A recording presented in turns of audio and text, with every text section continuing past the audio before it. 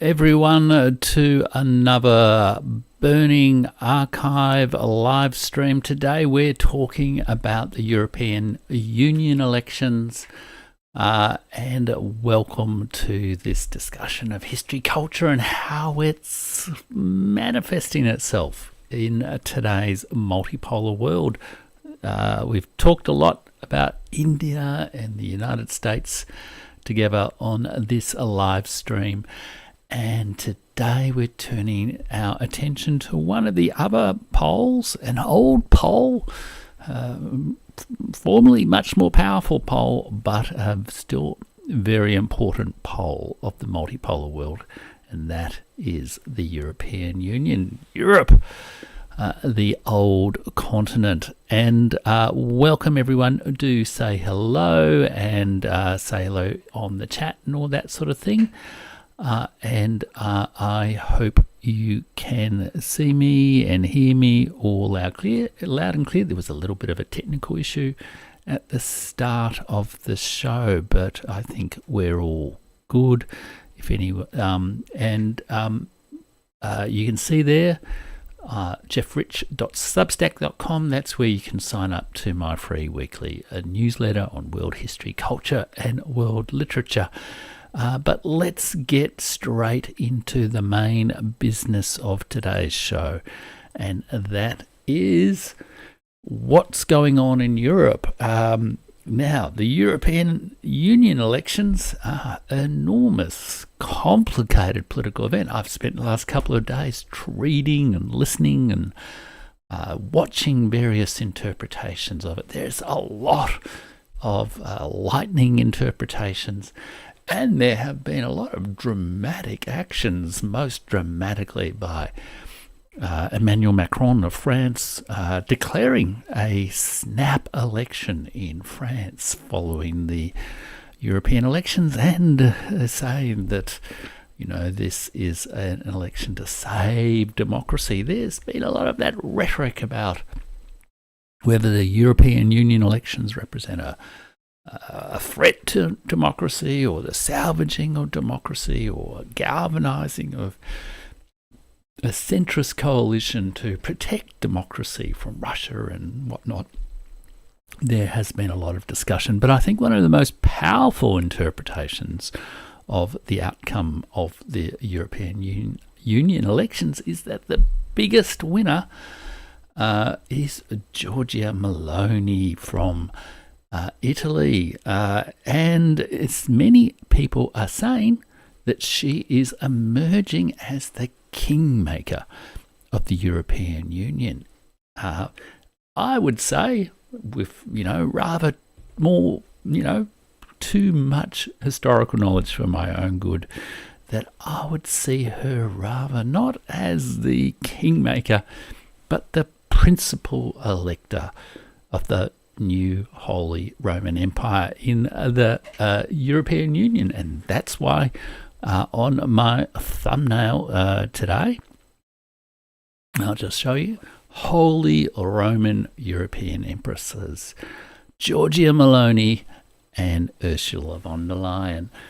Many people say that Ursula von der Leyen is likely now to be reconfirmed as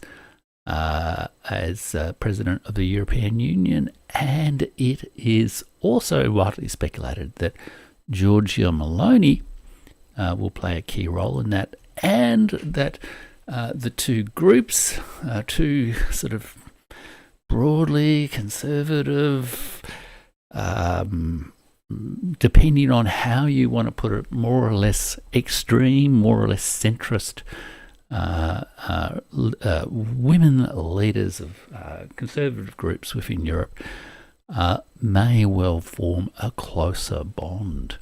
What will that mean? Is it a betrayal of Giorgia Meloni's sort of Eurosceptic, anti-Euro nationalist, sort of populist viewpoints, or is it an insurgency of those viewpoints? Is Ursula von der Leyen, has she had her power clipped, or has she had her power reinforced?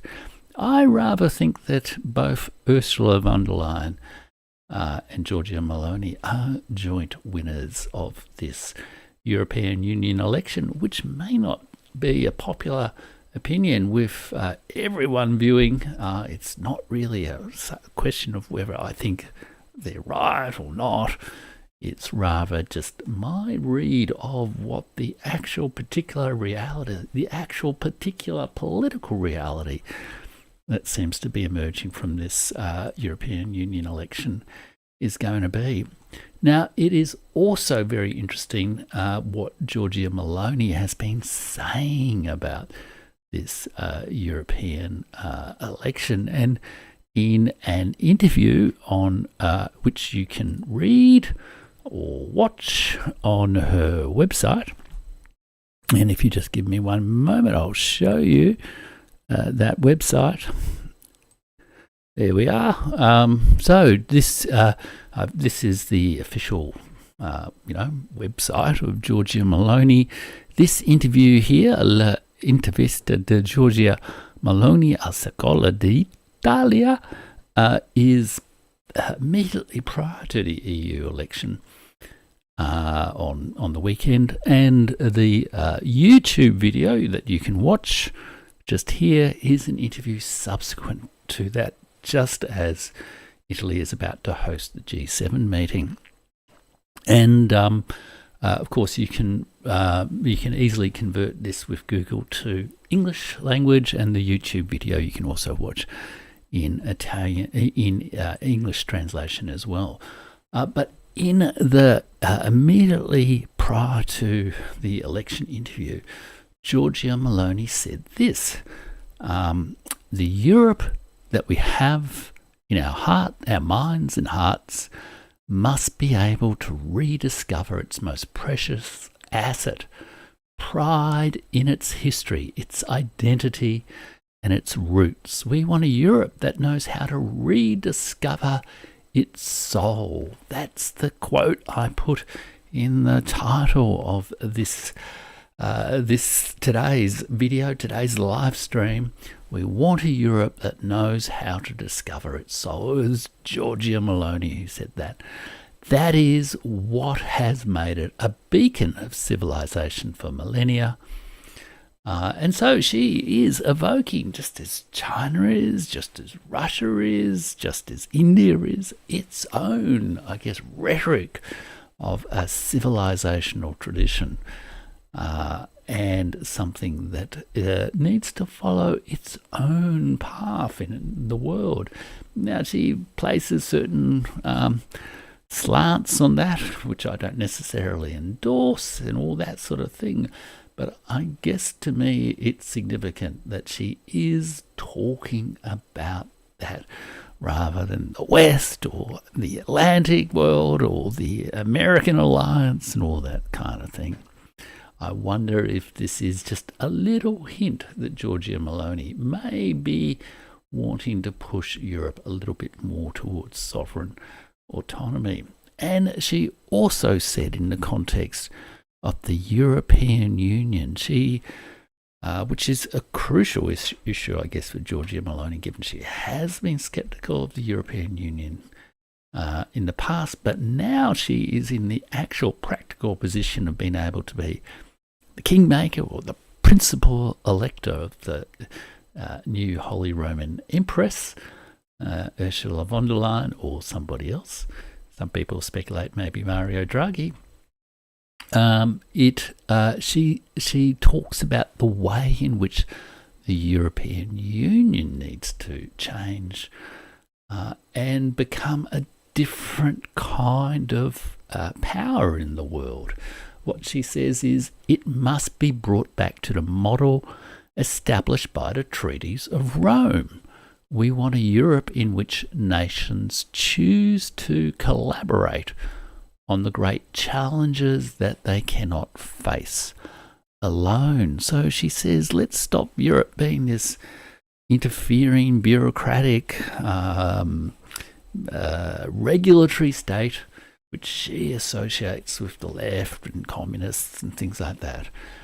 And let's turn it into something more like a federation, some sort of transnational cooperation state, a sum which is greater than its parts, if you like, a new Holy Roman Empire formed from all sorts of principalities and bishoprics and monarchies and whatnot, and held together in a weird and yet strangely cohesive way for approximately 1,000 years. Is this old tradition of the Holy Roman Empire almost a metaphor, perhaps, for maybe a new direction for Europe in its power in the world? Are we going to see a more assertive Europe, or is this just far-right rhetoric? And there is an element of, comments about Islamization and comments about, communism and all that sort of thing that are tied into her rhetoric. But I wonder if there isn't a sort of a pragmatic bridge that she's building there between a genuine type of transnational state that can not be such a bureaucratic monolith. And that's really what we want to talk about today. That's what we're going to talk about today. Because I think one of the problems with a lot of the way in which people are talking about the European Union election is people have got into the groove of some old habits of describing politics, left, right, far left, extremist, nationalist versus globalist, populist versus globalist, populist versus the political leadership class, the political elites. A lot of this rhetoric, I think, creates a lot of false dichotomy and leads people to not really read these election results in their complex, messy, specific reality, and to sort of indulge really in a bit of wishful thinking that, the EU is about to collapse, or there's been an insurgency against, the European political class, all that sort of thing. I think when we look at the specific results of the election, we'll see that isn't really true. And what the specific reality is, we need to perhaps have a little bit more awareness of the complex heritage of political culture in Europe to really understand. Europe doesn't operate a two-party, first-past-the-post type system the way Britain does. Doesn't operate a very closely connected two-party system that's been operating for 150 years the way the United States does. It doesn't operate that kind of system. It is a different set of political institutions. It is a different political culture. And I think we need to be able to recognize that and just not run these sort of template binary assessments of globalists versus nationalists, populists versus elites, democracy versus sliding into autocracy, left versus right, against the sort of politics of what's actually happened in Europe. In my experience, kind of working in government, elections are an interesting thing. It's a huge scramble to win the election, and it's a huge achievement to win an election, even to win an election with 30% of the vote. I mean, most, like if you think about Australia, the major parties in Australia really struggle to get much more than 30, 33, 34% of the vote. So the major groupings in Europe are perhaps not so far behind. But so much effort goes into by political leaders into winning elections, and so much emotion from the public goes into the outcome of the election. But the election is often really only just the starting point of the challenges of government. Once the results are in and there's a new political reality of a new, numbers of seats in the parliament and all that sort of thing, then you're faced with a whole new situation. And you have to deal with it as you are. And I think we saw this with the Indian election last year. Some people were, not last year, last week, some people were saying, democracy is on the ballot, is about to die. And then suddenly democracy was saved. And yet it's just a difference of 20, 30, 40 seats in a parliament of 700 that leads them to these extremely dramatic conclusions. And for all the grand rhetoric, in fact, the Modi government has formed, new ministers, new directions, new decisions are being made. The actual process of government needs to deal with the realities that are found. And this is going to be exactly the same thing in the European Union. And as we will see, it's a very complex new reality, both within the politics of the European Union and Europe's role in the international situation, that whoever is crowned new Holy Roman Empress of Europe will need to deal with. Of course, France, we've seen some of that perhaps poor political judgment by Emmanuel Macron in taking an enormous gamble, what many French commentators describe as the nuclear option of calling a snap election and potentially risking the effective executive control of the French government. But I think probably Emmanuel Macron has shown that he really doesn't have the political judgment. And it's interesting to contrast the way in which Giorgia Meloni has positioned herself on both European and foreign affairs, broader international issues, the war in Ukraine, NATO, weapons in Ukraine over the last few months compared to Emmanuel Macron.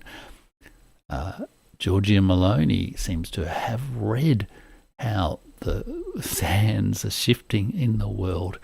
Emmanuel Macron looks increasingly like a desperate, drowning man, sort of making things worse by himself by his excited, desperate movements. Okay, so we'll get back to all of that shortly. But yeah, so today I really just want to talk about what is the specific reality we've found in these European election results, to talk about the nature of the European Union as a great power, and not a great power that, unlike India and unlike China and unlike Russia, although in some ways perhaps not so unlike those states and unlike the United States, is not a pure nation state. It's a sort of a transnational great power. But when you think about Russia, many languages, many ethnicities, many nationalities are part of Russia, and they're welded together by some sort of state ethos. And similarly in China, and similarly in India. India has whatever it has, like it's 20, I think it has 23 or maybe it's 32. I'm mixing up the numbers in my head. Official languages. It has 1.4 billion people. It has many different regions. It has a range of religions. It has many complicated dimensions to its society and the nature of its government. It's not a simple, pure, single population ethno-state like perhaps, the classic European nationalist idea of an ethno-state, the kind of idea of an ethno-state that has an extremely tragic history in the 19th and 20th centuries.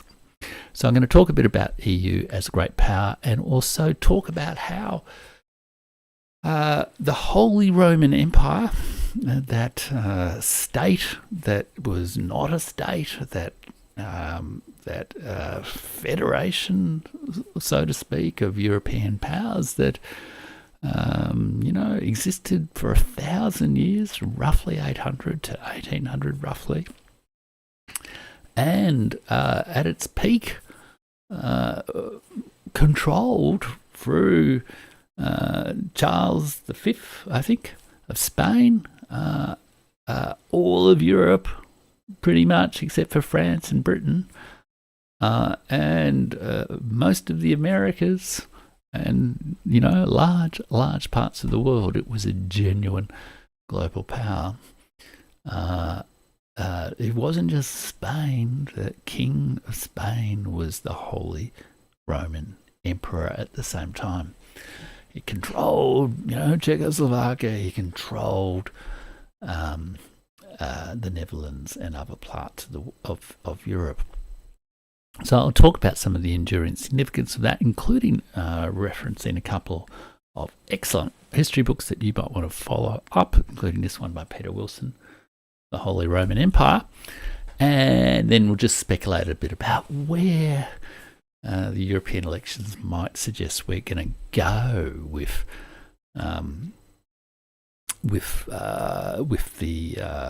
following the European, where Europe might go within the multipolar world, because I think there are signs that it's not purely a vassal of the United States. It is perhaps reviving, as Giorgia Meloni said.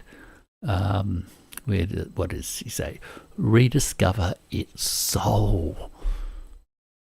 Rediscover the pride in its history, its identity, and its roots, and choose its own path of collaboration between nations to find its own sort of way in the world.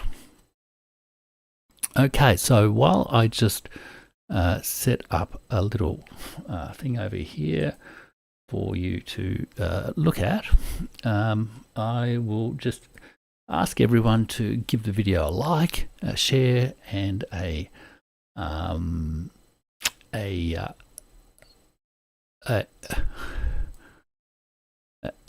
on, a like, a share, and I'm just having a few technical problems here. A like, a share, and a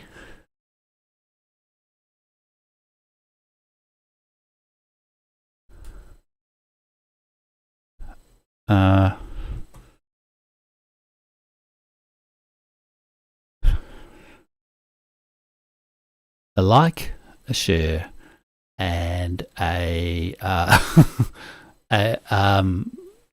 share and subscribe to the video. And let me also mention that at the moment I'm doing this whole series of videos on the channel, which is a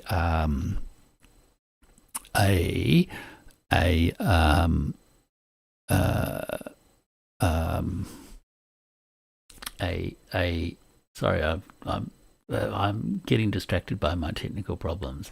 A whole series of videos on the Nobel Prize for Literature. I'm actually releasing one video every day for the next 120 days. It might be madness. It's certainly going to be a marathon, but a video every day for the next 120 days about the winners of the Nobel Prize for Literature. I'm starting in 1901, and I've released that video, and also a video last night on Theodore Mommsen, one of the only historians, perhaps the only real genuine historian to win the Nobel Prize for Literature back in 1902, wrote a history of Rome, and in some ways carried on the traditions of the Holy Roman Empire himself. And do check those out. I'm sure there'll be things of interest to you there. There might well be some which you're not all that interested in as well, but do check them out. I think they're a lot of interest, and I'll also be doing my other regular videos as well. Okay, so let's bring up some things then about these the actual specifics. And before as I said, I think we've got into this pattern of a very American, a very British way of thinking of politics as majoritarian, left-right, globalist, national, nation versus empire, democracy versus something else. In a way, politics versus governing, politics versus administration, politics versus, the bureaucrats of the European Empire, of the European Union. And I don't think it actually deals with the actual specific complexity and cultural reality, institutional reality of the European Union. And if we do have a bit of a closer look at that, we'll get a different view. And in a way, I think that is the heart of good political judgment. I've just done a video this morning for my Monday reading on the Burning Archive, where I read a great essay by Isaiah Berlin on political judgment, and that will be coming out on Monday. And what he says is good political judgment, the kind of political judgment shown by, I think he refers to Bismarck and Augustus. You could also refer to other political leaders, not the sort of most of the political leaders we see today, at least in the West, is to grasp the complex, fleeting, specific reality of this particular time and this particular place, and specifically how they, as a political actor, can do something with it, and respond to how it does something to them. So I think unless we grasp that specific reality, then we really sort of struggle. Now, the European Union elections are also an enormous democratic event, just like India's election was an enormous democratic event. I think it was 650 million eligible voters in India. I might be wrong about that. Maybe it was more 900 million. And in the European Union, there were 350 million eligible voters, approximately 30 countries. And they form into 7 eligible groups. Let me find that.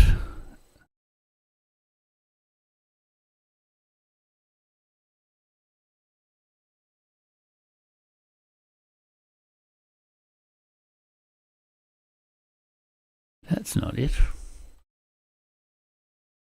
Channel. Sorry about this, folks. Do a comment. Okay. I might do is just go. Just lost track of things here a little bit. Sorry about this, everyone. Let's go and bring this up. Then, there we are, European Union elections. So this is from a website, europeelects.eu, and this will give you a bit of a sense of the specific reality of the election results and how complicated it really is. Sorry about the advertising there. So we have, eight political groupings, and they're sort of colour-coded. Bluish is conservative, red is left, I guess, reddish is left, the green's the green, and then we have grey and black, black shirts for the right, and the non-ascribed with sort of centrist reformist, the Liberal Renew group there as yellow, and that's primarily the group that Emmanuel Macron formed in. So immediately, it's not a two-party system. It's and each of those groupings themselves have eight or more groups. And then in terms of the actual results, you can see, I think, how many total seats are there? 720 seats, and the largest grouping is 180, so whatever that is, that's about is that about a fourth, or roughly 25% of the seats is in the largest grouping. But combine the major groups that tend to and in terms of the actual change from 2019 to 2014, the centre-right EPP group, which I think is Ursula von der Leyen's group, has gone up by 10, so she hasn't really been rebuffed, she's been supported. The centre-left Social Democrat group, like Olaf Scholz and co., that has dropped by 5 votes, so they have lost ground. The National Conservative ECR group, which is the group I think that Giorgia Meloni is part of, has gone up 14, quite significantly so. The Liberal Renew group, which is kind of Emmanuel Macron's group, has dropped a lot by minus 22. The non-inscrits, I think the grey group includes the Marine Le Pen's group, and that's gone up quite a bit, or it might also have the Hungarian Fidesz party group, etc. So that's gone up a lot. So that I think then the right-wing ID group has gone up a little bit, but not all that much really. But that does include the AfD, and the Greens have gone down a lot. So big losses to, well, the big losers are the centre-left, the Liberal Renew, sort of centrist, technocratic, Macron sort of group, and the Greens, and the small gain for the left group, but not all that much. So the political reality is really there has been, I guess, a reassembling of a balanced of opinion around conservative, centrist, right, centre, maybe a little bit further right than centre sort of opinion.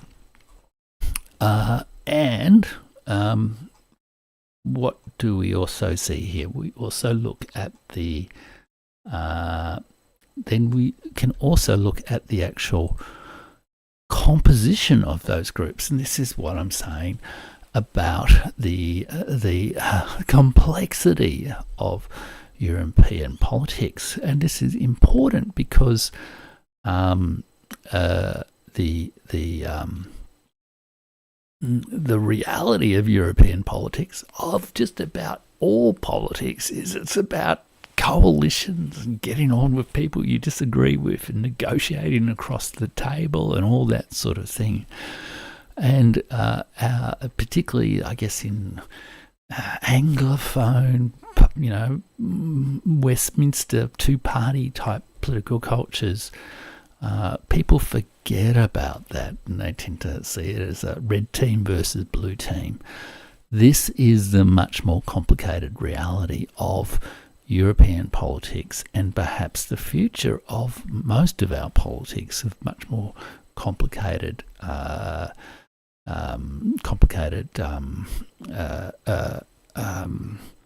coalition building. So you can see here in the top group is the Christian Democrats, is the Ursula von der Leyen party. That's only, I don't know, it looks about 10%, 20 of 188 seats. But there's all these other groups from the big group from Spain, big group from Poland, and Forza Italia as well. The centre-left group has Italy, all the big countries of Europe. The National Conservative group has the Fratelli d'Italia and the Spanish group. And this is where, of course, the liberal group comes in, and I can't even find Emmanuel Macron. There he is. There's Emmanuel Macron. Only 6 seats in the European Parliament for Emmanuel Macron's Renaissance group. The grey group is the non-aligned, so to speak, non-inscrit, it says, that's where the alternative for Deutschland is. They've got 15 seats, which is, what's that? That's more than twice the number Emmanuel Macron has. And that also has the Fidesz party, which is Viktor Orban's group. Then the right wing, the black shirts, the right-wing ID group, that's got Rassemblement National, Marine Le Pen's group, as well as, I think, the Austrian Freedom Party and the Netherlands group, and then I think also, by the way, in here there's another Hungarian group as well. But anyhow, there's the various sort of more right-wing groups there. And then the Greens now only have, there are only 12 German Greens, only 54 German Greens in the European Parliament. And then finally, we've got the left group there. So very fractured, lots of different national interests, lots of particular political parties, lots of different leaders, lots of personalities. And these groupings kind of make sense, but a lot of discussion about Giorgia Meloni and also Ursula von der Leyen is that the light blue group and the dark blue group and potentially the black group are going to redefine their boundaries to some degree, even potentially the grey group, so that the Fidesz party here may well form connections with the others as well. So they help make pretty graphs, but they may not actually reflect the nature of the discussions between people in reality.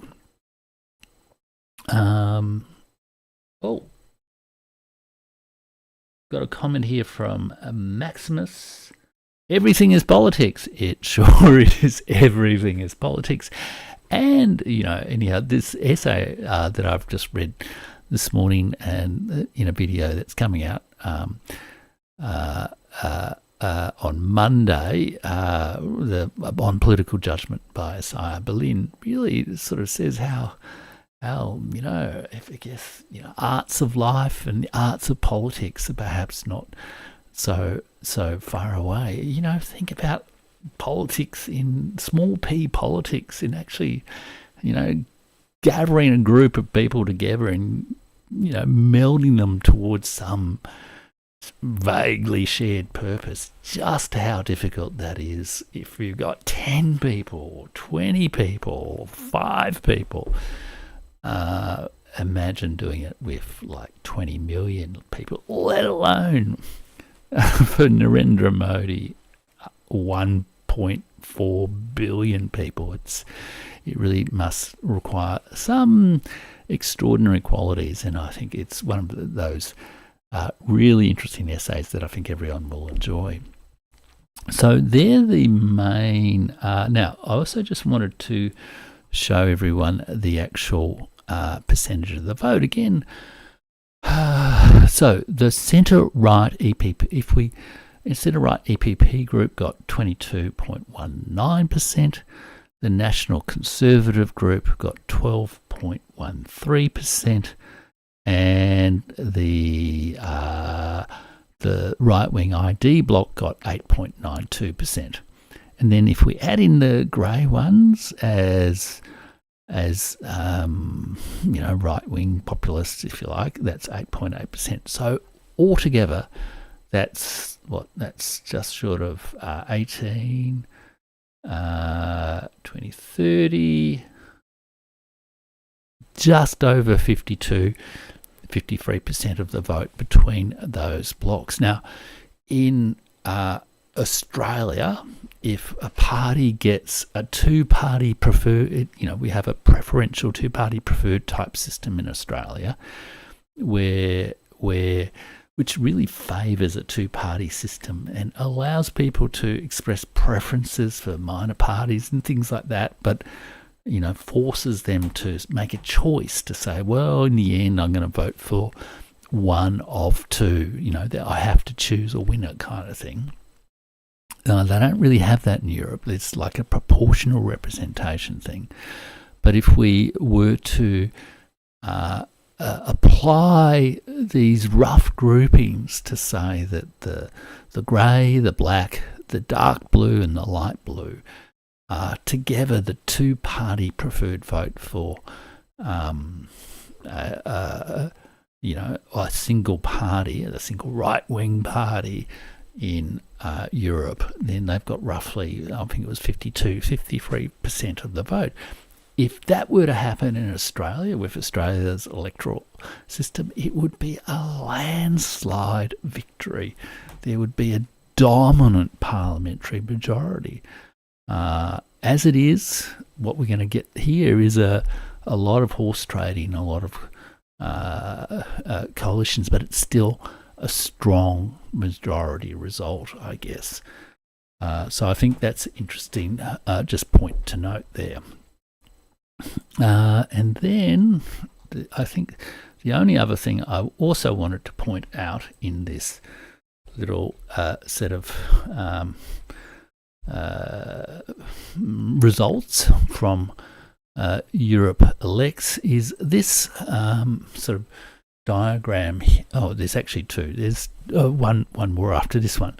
So the European Parliament election results by member state.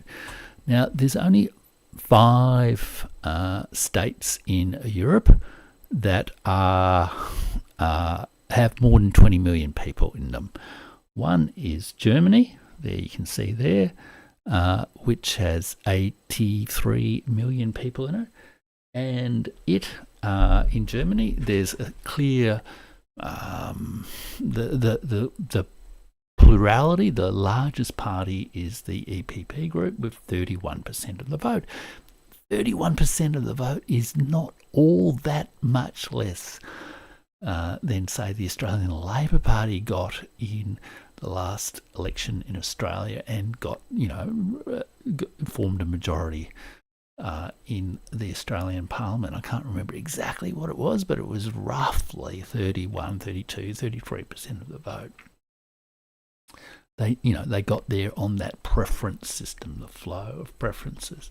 And you can see the Social Democratic Party, one of the great, one of the oldest political parties in Germany, has been reduced to a mere 14%, now less than both the Greens, who have fallen back, and also the Alternative for Deutschland and the Sarah, forgotten her name, Sarah Wagenknecht or something like that, parties which are in the grey group. And then the second biggest country in Europe is France, which has 64 million, nearly 65 million people. And then you can see a much, much, much lower vote for the, I guess, centrist conservative group, only 7%. A similar vote for the sort of left Social Democrats, and that huge, similar percentage, 31% of the vote for Marine Le Pen's party, Rassemblement National, which again, 31% is getting up to being able to form a parliamentary majority in a two-party system like Australia's. A preferential two-party system in Australia. The third biggest country is Italy, and there we see 11% for the EPP and 29% for Giorgia Meloni's party, which is an increase on the vote that she's received in the national election not so long ago. And then the fourth biggest country in Europe, fourth is Spain, which has 47 million. There again, 34% for the sort of centrist conservative group, a much higher percentage of votes. Left clearly hasn't collapsed to the same degree in Spain, and the Greens are not a significant figure. And there's only really a small vote for the more hard right. I don't really like those terms, but let's just use that term, the dark blue and the black shirts of the Identity and Democracy group. And then finally we have Poland, which is there, and there we have a very large vote for the sort of Donald Tusk centrist conservative pro-EU group. We have two large groupings. We have 37% for Donald Tusk's sort of group, and I think the 36% is for the group that used to govern Poland. So it's a much more right-wing place, so to speak, there in Poland. Okay, and there's obviously been, results here and there in different countries as well, but I won't go into all of those in the same level of detail. So in summary, what I think we've really seen here is a strengthening of the basis of power for the centre-right, for the light blue and the dark blue, and potential allies in those other groups, more to the right perhaps, whose flow of preferences, whose flow of negotiations are ultimately going to come to the big light blue group, which is led by Ursula von der Leyen. So even though there are a lot of people who are interpreting the election as a rebuff to the European political class and all that kind of thing, in reality, the actual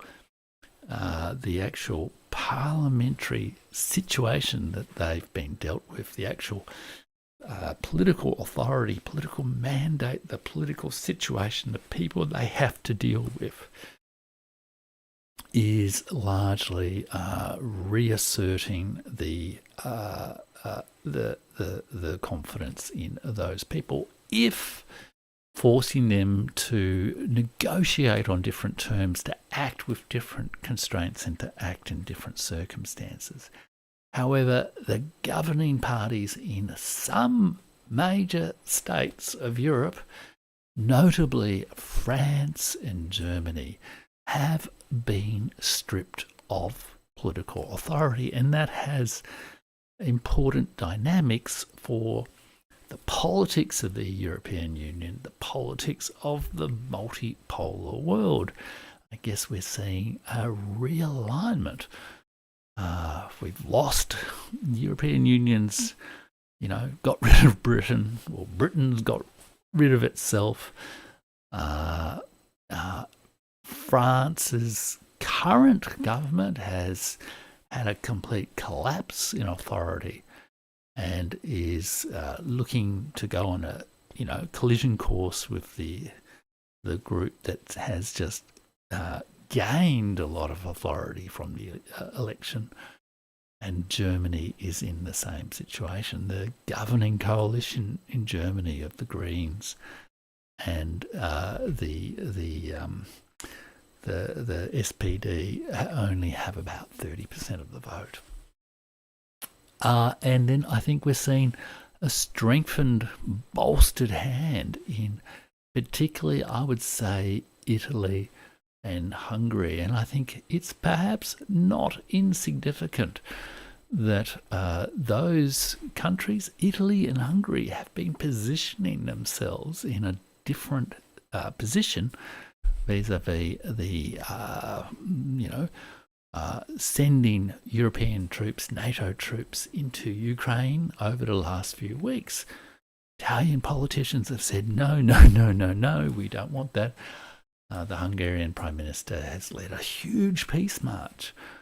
And there is, I think, probably emerging a different kind of axis of power, well, I don't like that, I shouldn't use that word axis of power because it has been too often associated with the Axis powers and axis of evil and all that sort of stuff.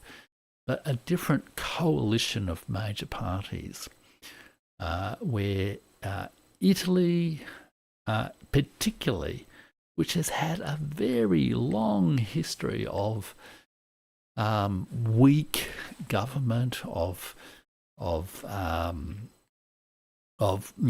problems forming governments and all that kind of thing, of a lack of confidence in government.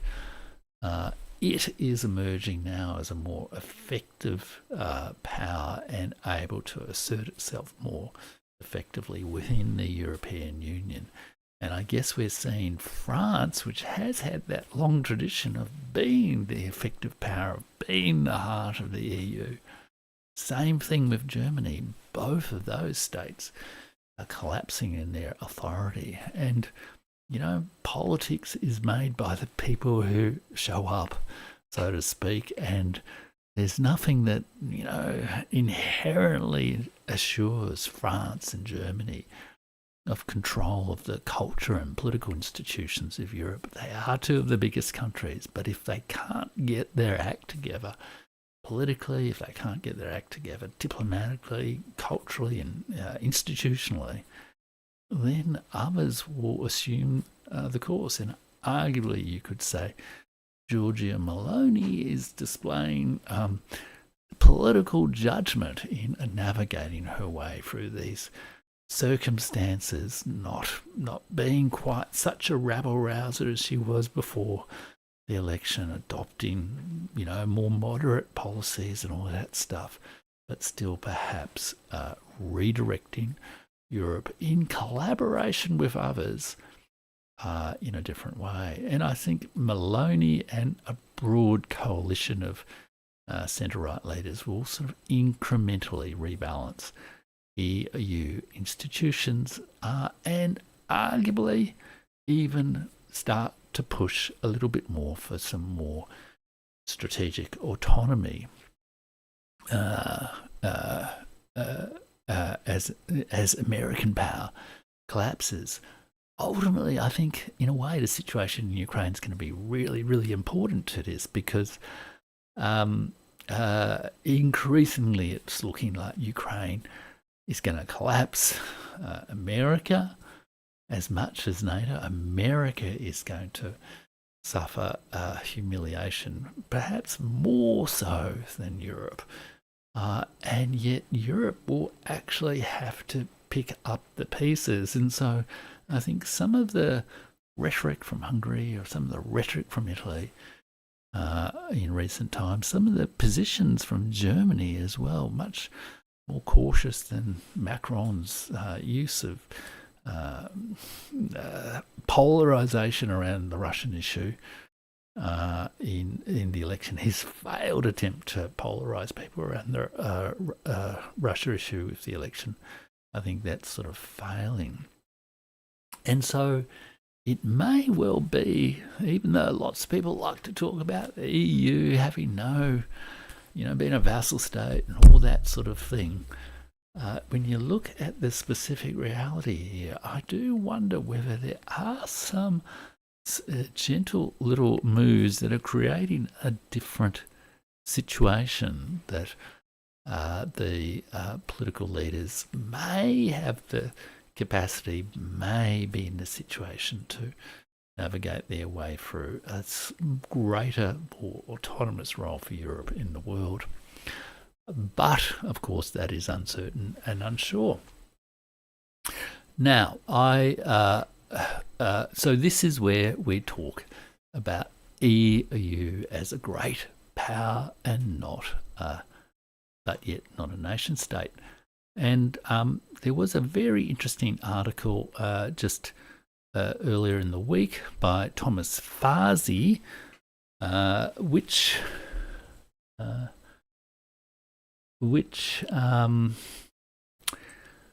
if you just give me 1 second, and I'm just going to have a quick sip of water.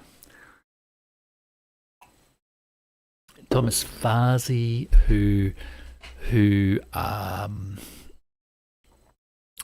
had this article in Unheard called "Europe's Insurgent Right Won't Change Anything." Their elections were little more than a charade, and his proposition is that depending on where you stand politically, you might view the right populist surge in the European Parliament as either a grave threat to democracy or as a striking victory for it, and a major step forward in taking back control from the Brussels oligarchy.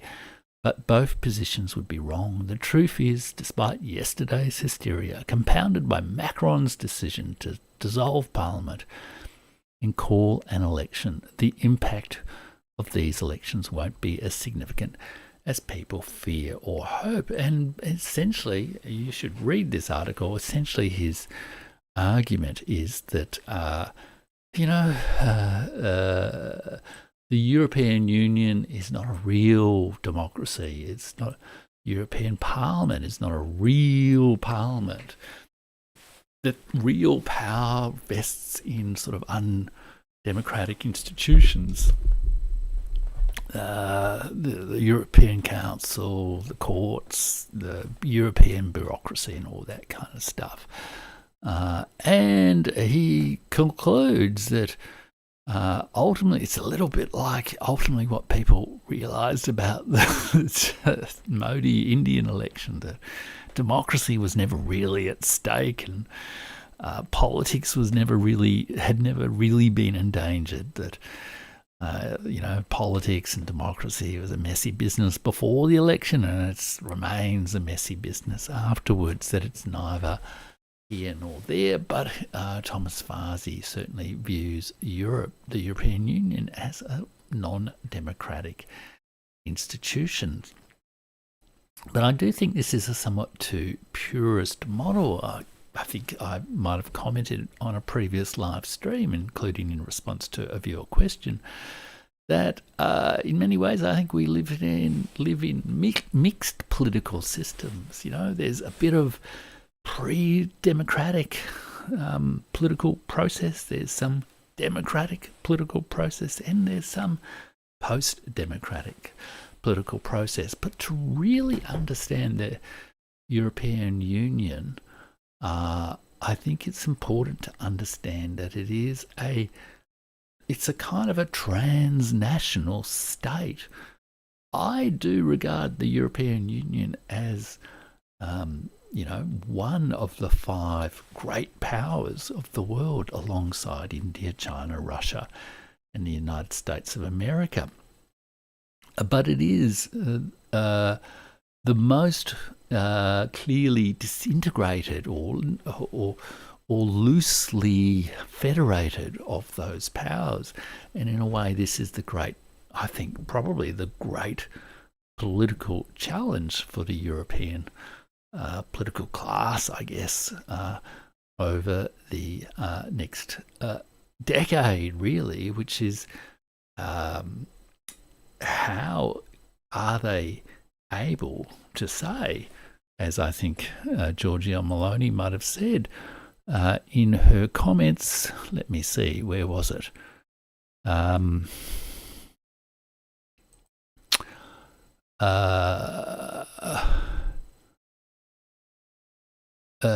We want a Europe in which nations choose to collaborate on the great challenges that they cannot face alone. She doesn't want a bureaucratic superstate, which I guess is how Thomas Farsi sees the EU, as a kind of non-democratic, bureaucratic superstate. But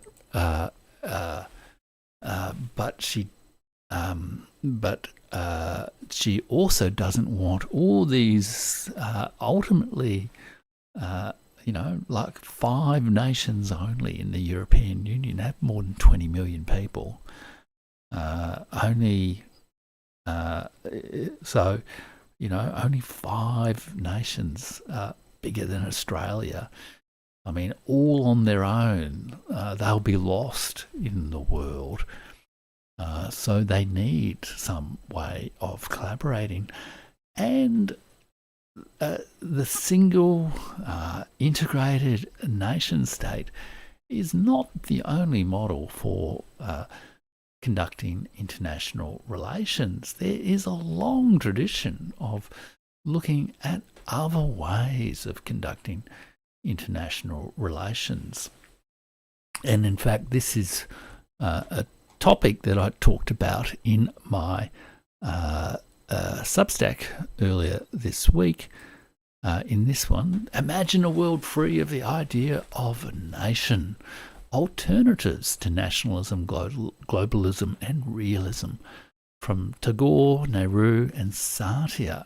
Priya Satia is a historian from Stanford University who has written an excellent piece called Nehru's Other Indians, which looks at the whole enormous debate from Tagore's great essay on nationalism from 1917, which I sort of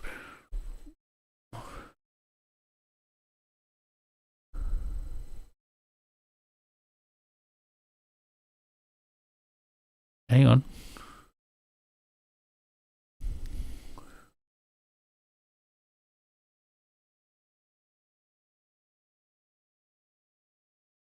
Oh, sorry, I had another technical issue there.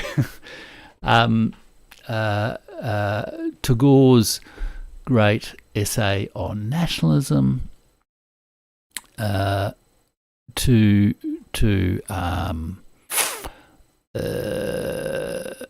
so this whole debate on, how can you form a kind of international federation that is not a pure nation state.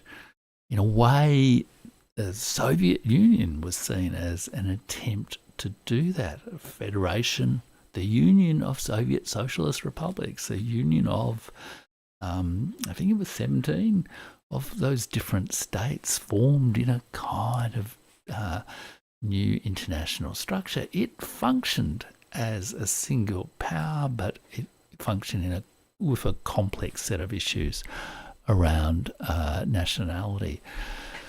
And in a way, I think the debate about the European Union is often goes down a blind alley when people talk about just globalists versus nationalists, national versus other institutions.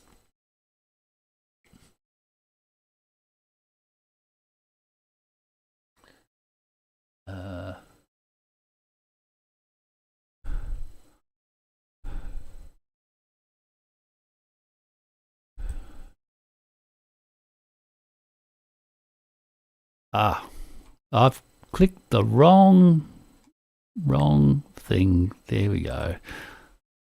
Sorry about that, folks. I was wondering what done wrong. I actually clicked off my camera there for a moment, so I hope you don't mind.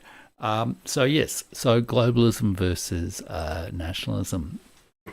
And so this idea of trying to form a transnational federation, I think, has a long history in international relations, international politics. And in a way, I think the challenge for both the leaders of Europe and many of the people who don't like aspects of the the European Union kind of thing is rather to engage in sort of exaggerated rhetoric about the possibility of Europe collapsing and getting rid of the EU and returning to a pure model of nation states, is to actually form a different kind of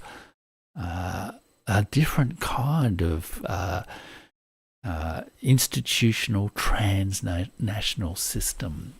in Europe. And I think part of Europe's challenge in the multipolar world today is, at the moment, it hasn't got that formula, that coalition, that combination of leadership and culture and institutional strength that can find a way for it to actually function as a genuine federated superpower of Europe.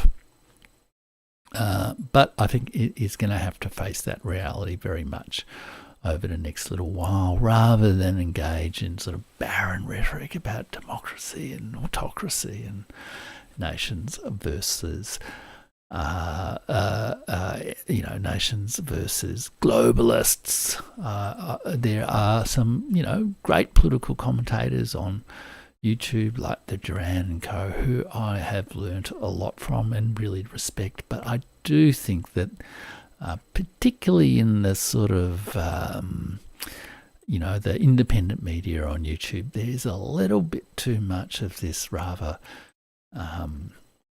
unrealistic rhetoric about globalists versus nationalists. And I don't think it actually comes to terms with the nature of the political challenge that faces the leaders of Europe as they navigate their way through these tricky circumstances. And in ways, this is much better captured by Giorgia Meloni in her discussion. I think in prior to the election, the interview that I referred to at the start of the show. Let me just read a little bit from that as we transition into the final section of the show, which is looking at where all of this might take Europe in the near term in the international situation, although I guess I've sort of got into a little bit of that earlier on. So, Giorgia Meloni says, now we are facing yet another turning point in history. There you go. History is always there in the way people talk about geopolitics. People always have a concept of how they're thinking about history and geopolitics. We are called to build the Europe to which we have dedicated posters and songs since we were kids. In this memorable appointment with history, we will defend our future, and with it, our past. We have cradled the dream of a united Europe to give strength to the nation to which we belong by destiny and by will, and now we want to be up to this task. Now, this is just, I guess, a machine translation of Giorgia Meloni's comments, but I mean, she is really quite an eloquent speaker, I would say. Not endorsing her or whatever, but you can also see her sense of the moment, I guess, the sense of Italy coming into a key point and trying to galvanise this sort of united Europe, not necessarily against the American enemy, but in favour of Europe's, I guess, civilizational. Reawaken the soul. And in this context, she says she's asked about the role to be played by Ursula von der Leyen and Marine Le Pen, because The Economist had an article with them being the new kingmakers, good old Economist. And she said, I believe that it is a great satisfaction for all European women that at an international level, it is said that 3 women are the ones who can determine the future balance of the old continent. And what's more, and perhaps it's no coincidence, they are 3 centre-right women, even if from 3 different political families. I don't think it's a coincidence, but the fruits of a simple principle where we believe in freedom and merit, and everyone is given the opportunity to compete on equal terms, women have an easier time emerging. But I think the key point I'd want to emphasise in that is her talk about determining the future balance of the old continent. I really do think there is a sea change going on here. And then she says, the Europe that we have in our minds and hearts must be able to rediscover its most precious asset, pride in its history, its identity and its roots. We want a Europe that knows how to rediscover its soul. That is what has made it a beacon of civilization for millennia, because we must not forget that Europe is the land in which faith, reason and humanism have found that perfect synthesis where the welfare state was born, a society was formed which places the defence of life and the family at its centre and deals with the most fragile. We have the task of awakening this Europe from the sleep into which it has fallen and defending it from, and let's not get too carried away with this, relativism and creeping Islamicisation. And this is where she makes her comment that it must be brought back to the model established by the treaties of Rome, a model supported at the time by the right and fiercely contested by the Communist Party, of which the current left is the heir. We want a Europe in which nations choose to collaborate on the great challenges that they cannot face alone, while the left wants nothing more than a hyper-centralist, bureaucratic superstate based on the transfer of competences, an ever-increasing share of sovereignty from governments and by parliaments legitimised by the people in Brussels. And here she says that the centre-right is building new coalitions through specific issues, and that they are an orchestra in which all play their part, and that Italy has a more cohesive government and can have a stronger voice in international affairs. Italy can be an anchor in the chaos. Now, that's her rhetoric, that's her view. I think it's important to actually understand that view, because she is now potentially, the prime elector of the new Holy Roman Empire. And I probably haven't said as much about the Holy Roman Empire as I had intended to initially, but it is, I think, a worthwhile thing to remember. This is a book by Peter H. Wilson, which I highly recommend, The Holy Roman Empire, 1,000 Years of Europe's History.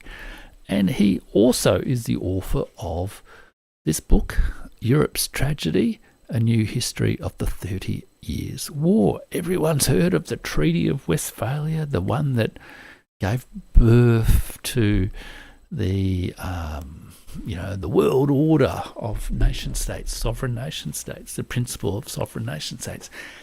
That principle was in large part a rebalancing of the role of the Holy Roman Empire in Europe.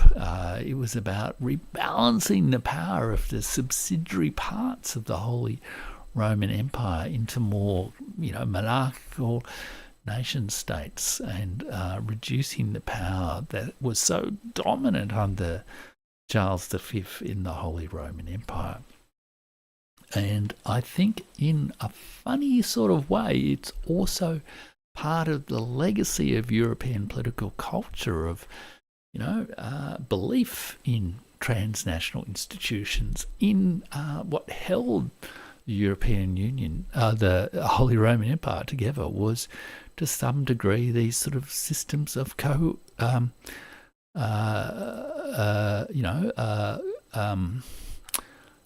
legal rights and protections.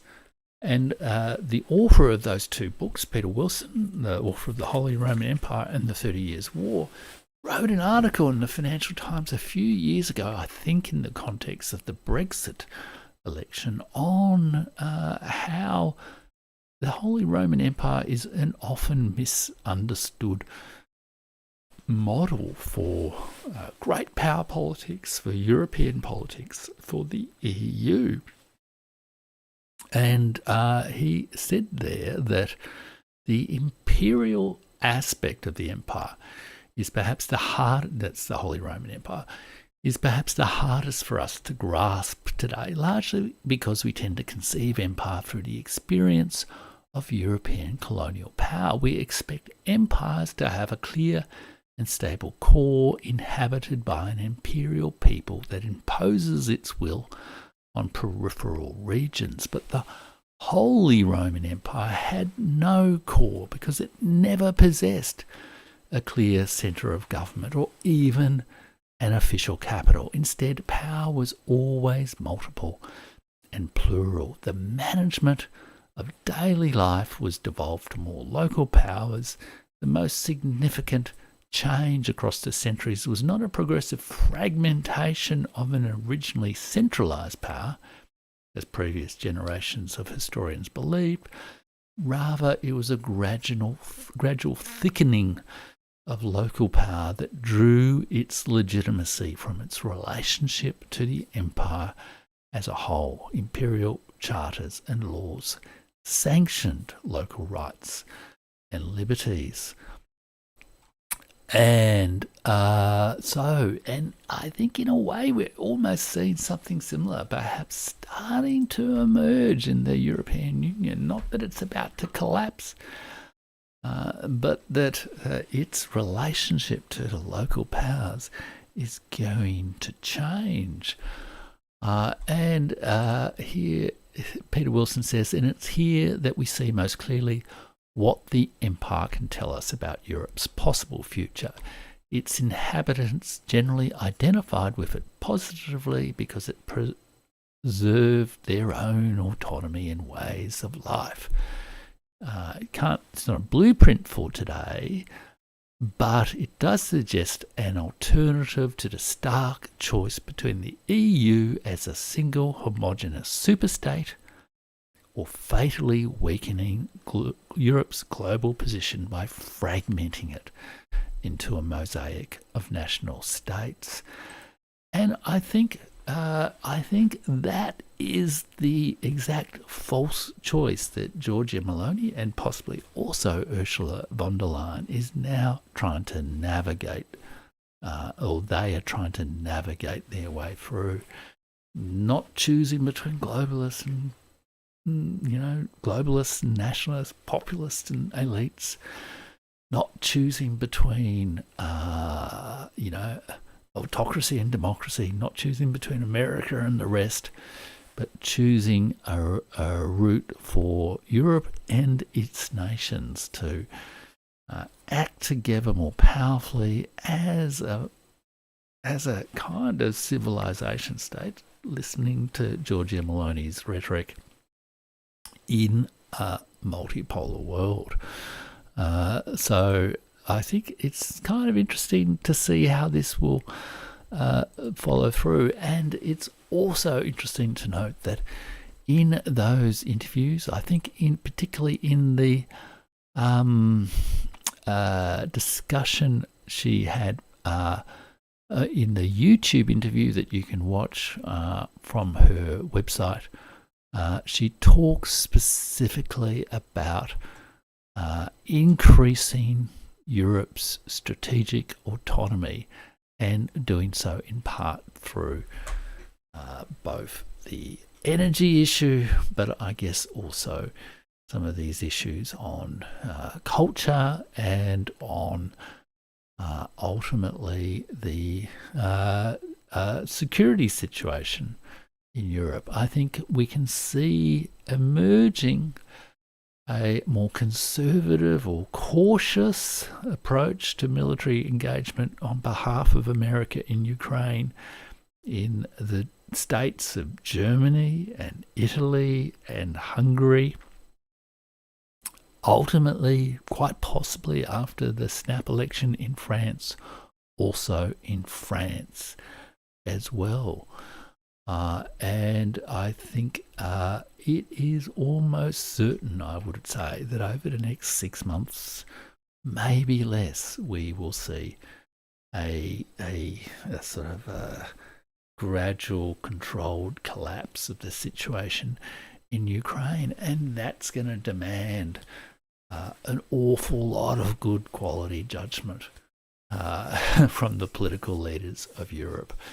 And it may well be now that particularly Giorgia Meloni is going to play a particularly key role in that, and that the balance of power within Europe and the model for how Europe operates is going to change. And I think a lot of the discussion about who will become president of the European Commission and the mandates and the other personnel choices and all that sort of stuff over the next couple of weeks, the negotiation of the boundaries between, Ursula von der Leyen's group and Marine Le Pen's group and Viktor Orban's group and the various other groups, the perhaps reassembly of a broader conservative right-wing coalition within Europe may well see not so much a sharpening of a defence of Ukraine, but a preparation for Europe to take on a new, stronger role in doing what they're going to ultimately have to do, which is pick up the pieces in a diminished Ukraine after the collapse of the current government there and the withdrawal in humiliation of America. So it's certainly still a volatile situation, a dangerous situation, but I think it will be quite an interesting situation. And I think the European Union election, I mean, we've a lot of the commentary about the situation in Ukraine has focused a lot on how the timing of the US election is important to the tempo of operations in Ukraine. I'm sure that is a factor that's taken into account, but I wonder also if the timing of the EU election has not been an equally crucial factor. Emmanuel Macron sought to make an escalation against Russia, a galvanizing factor in his support in the EU election, and dramatically failed. He's tried to do it, I guess, redo the performance in this snap election in Ukraine to present his opposition as kind of pro-Putin, pro-Russia type people. And I wonder if we won't actually see an acceleration of the tempo of the situation in Ukraine now that there is a new reassembled sort of coalition, or perhaps more cautious coalition that is forming in the European Union. Still not really in circumstances where they can just blow off America and blow off NATO and all that sort of thing. That's really probably not the path that they face, but they may well have to face a path where ultimately America tastes its own defeat, has to withdraw from Ukraine, and whatever remains of the state of Ukraine will be Europe's job to fix, and Europe will also have to face the difficult task of repairing its relationship with both Russia and with China after the disastrous last few years of NATO aggression. Okay, well, a pretty extensive discussion of everything there. I can see William Salbach has said with William Salback has said, with Haaland in his pocket. Hello. Oh, no, that's William Salback's. Sorry, William, your YouTube handle is William Salback with Haaland in his pocket. I don't quite understand the reference, but hello. Lovely to hear from you, and really wonderful stuff. Let me also mention that last week I had a really great series of comments on the video from people, particularly from India. Some fantastic insights I got from people from India. So if you're watching from any part of the world, but especially from Europe, I'd love to hear your comments on my interpretation of these events. I'm way down here in southeastern Australia, middle of winter here in southeastern Australia, and I may well have got things dreadfully wrong, but I don't know. I'd be interested to see what you think. But I did get a really fantastic comment, which I just wanted to share with everyone. And I might make this my practice of reading out one of the best comments on the video. Hey, Reese, thank you. That's awesome. Thank you so much. Everyone, send in your comments now as well, and we can have a little bit of a chat. Although the voice is getting a bit tired after an hour and a half, but do send in your comments after the video as well. I do like to reply to all the comments, and I think what I might start to get into the practice, as I'm getting into my sort of routine now with the live streams, is to read a outstanding comment from the comment section of the video. And I got a comment from Ayush1ism. I don't know if that means something.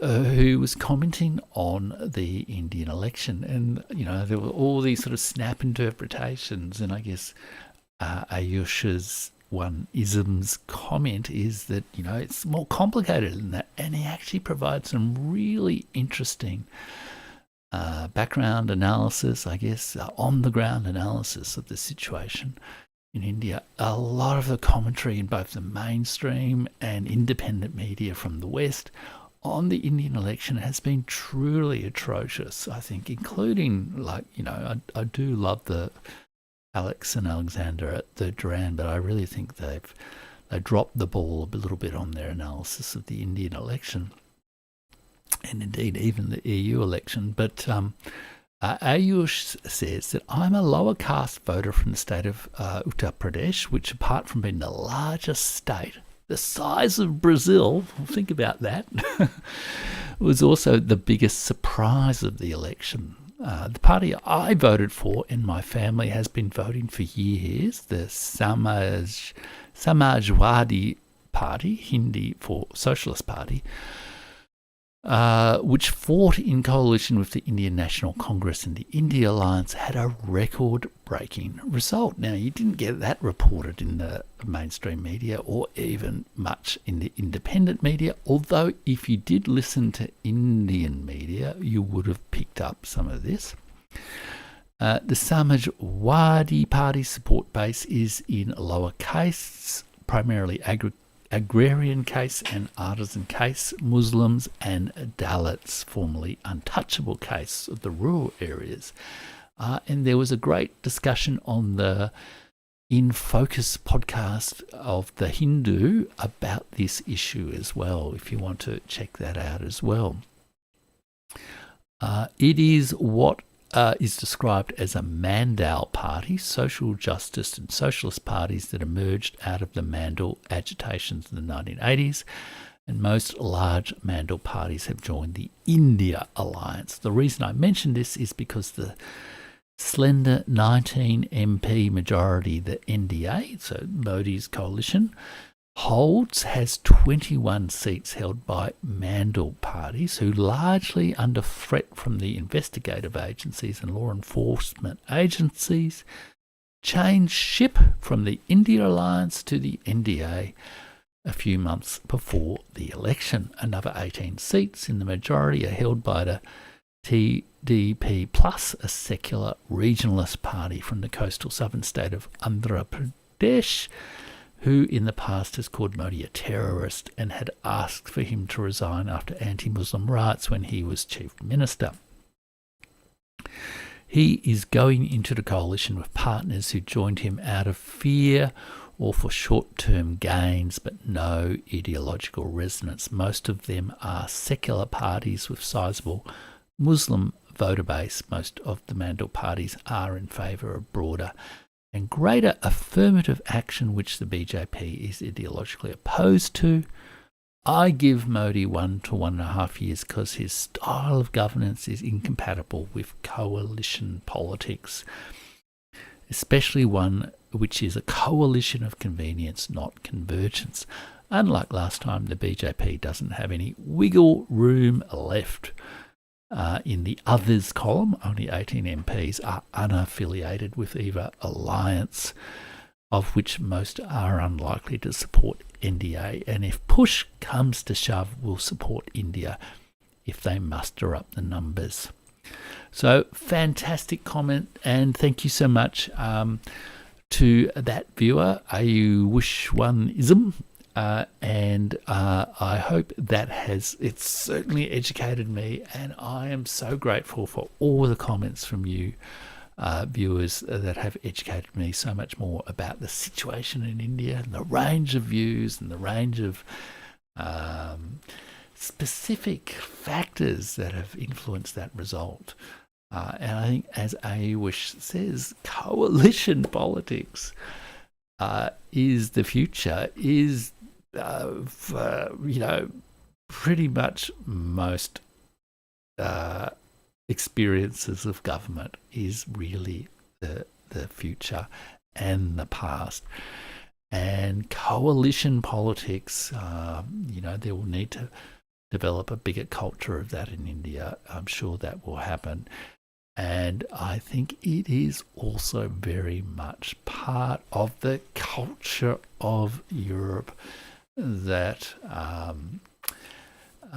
we're going to see realised to some degree over the next few years, and it will be interesting to see whether that's realised successfully or not.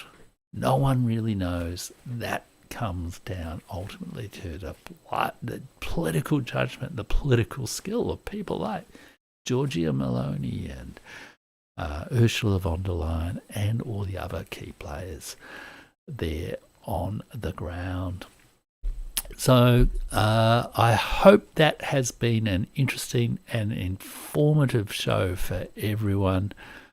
Let me just give you a little reminder that you can support the Burning Archive by clicking the sort of, where it is, I think it's sort of over here somewhere, the thanks button on the on YouTube. You can also go to Buy Me a Coffee, burningarchive.com, and support me there.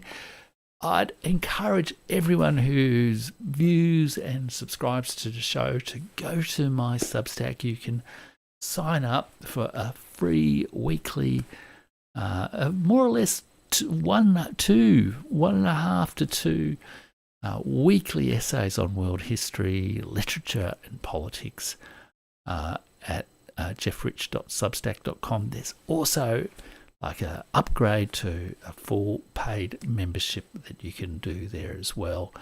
And you can also check out my courses at courses.jeffrichwriter.com. I'm looking to start a new course soon on the rise and fall of empires, and we'll link into that on the on this live stream as well. And I'll just there was something else I wanted to mention there. What was it? Oh, and make sure you do check out my 120 Days of Nobel Prizes series on YouTube as well.